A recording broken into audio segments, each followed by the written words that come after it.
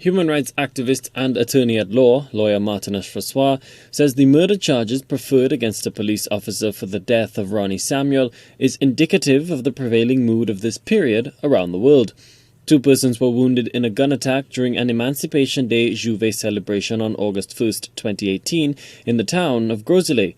Police intervened and a person of interest, Ronnie Samuel, was shot and killed by law enforcement.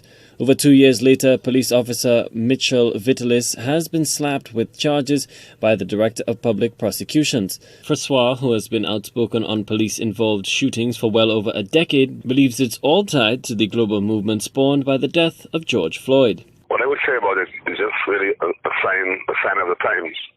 There's much transparency now in terms of police behavior, police abuse of power, excessive force.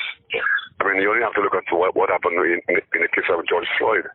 The rampant demonstration all around the world.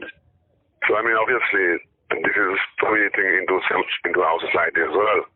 The whole question of police use of excessive force. So I really believe it's a sign of the time. And things are changing, if gradually, but things are changing. And police have to be more responsible now. Police have to be more transparent. And the use of excessive force, over the years and the centuries, it's really coming to an end. Questions have been raised about the evidence in this case, given that law officers were reportedly attempting to apprehend a man who allegedly shot at a crowd indiscriminately. The DPP is the one that's preferring the charges. The DPP is a lawyer. He was a criminal lawyer in his time in practice. I'm sure he saw the evidence. Obviously, I'm not privy to the evidence. I was not there when it happened. I know nothing about the evidence.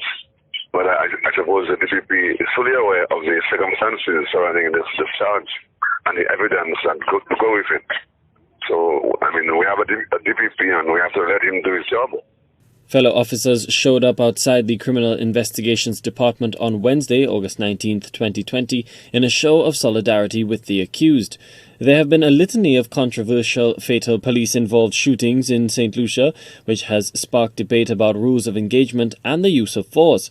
That includes the ill-fated Operation Restore Confidence, the police crackdown on crime in 2011, which resulted in the death of 12 suspects.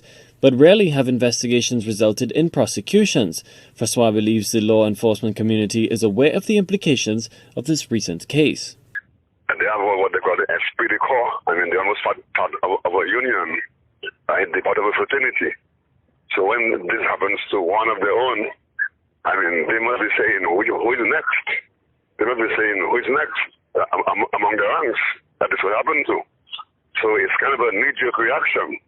It's a knee-jerk reaction by the police regarding what happened to one of their own. And that's what it is, a knee-jerk reaction. And they must be wondering who is next among them. Because, that happened to one of their own. And I said they probably they reacted in a manner, that perhaps they surprised, taken aback by what has happened. But this officer was not the first one to be charged with murder. Probably he won't be the last one. Francois is calling for the criminal justice system to take its course. He dismissed allegations of favoritism given that the man shot and killed by the officer was the son of a senior member of the Royal St. Lucia Police Force.